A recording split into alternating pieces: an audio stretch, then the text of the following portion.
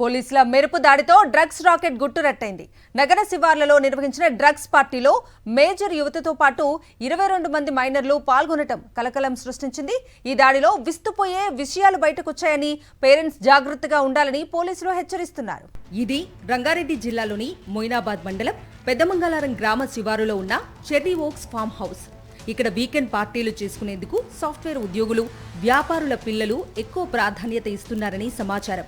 Cherry ఓక్స్ farm house మీకు స్వర్గం చూపిస్తానంటూ ఈశాన్ అనే యువకుడు ఇన్స్టాగ్రామ్లో పెట్టిన పోస్టుకు అట్రాక్ట్ అయి 60 మందికి పైగా యువకులు ఒక్కో టికెట్కు వందలాది రూపాయలు వెచ్చించి ఫామ్ హౌస్ ఎంట్రీ టికెట్ కొన్నారు. ఆదివారం సాయంత్రం పార్టీని ఏర్పాటు చేశారు నిర్వాహకులు. అయితే ఇది మామూలు పార్టీ కాదు, గంజాయి లాంటి మత్తు మందులు దొరికే పార్టీ. ఈ డ్రగ్స్ పార్టీలో పాల్గొన్న వారిలో 22 మంది మైనర్లు కూడా ఉండటం పోలీసులకు విస్మయాన్ని కలిగిస్తోంది. మైనర్లలో 5 బాలికలు, 17 మంది బాలురు ఉన్నట్లు పోలీసుల లెక్కల్లో తేలింది. వీరంతా నగరంలోని ఒక ప్రైవేట్ స్కూల్కు చెందిన విద్యార్థులుగా గుర్తించారు పోలీసులు. తల్లిదండ్రులను పిలిచిన పోలీసులు కౌన్సిలింగ్ చేసి మైనర్లను వదిలేశారు.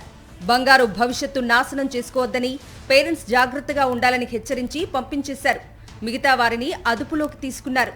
చెర్రీ ఓక్స్ ఫామ్ హౌస్ లో వీకెండ్ పార్టీ చేసుకుంటున్నారన్న పక్కా సమాచారంతో మెరుపు దాడులు చేశారు రాజేంద్రనగర్ ఎస్ఓటీ పోలీసులు.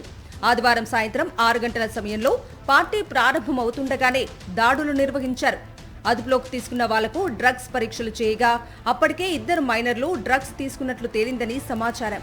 సోషల్ మీడియా ద్వారా పార్టీల సమాచారం తెలుసుకుని ముందు వెనక చూడకుండా టికెట్లు కొని లోపలికి వెళ్తే మత్తుమందుల కేసుల్లో ఇరుక్కునే ప్రమాదం ఉందని పోలీసులు హెచ్చరిస్తున్నారు. ఈ కేసులో DJ operator Thakur, farm house యజమాని రమేష్తో పాటు మరికొందరిపై కేసు నమోదు చేశారు.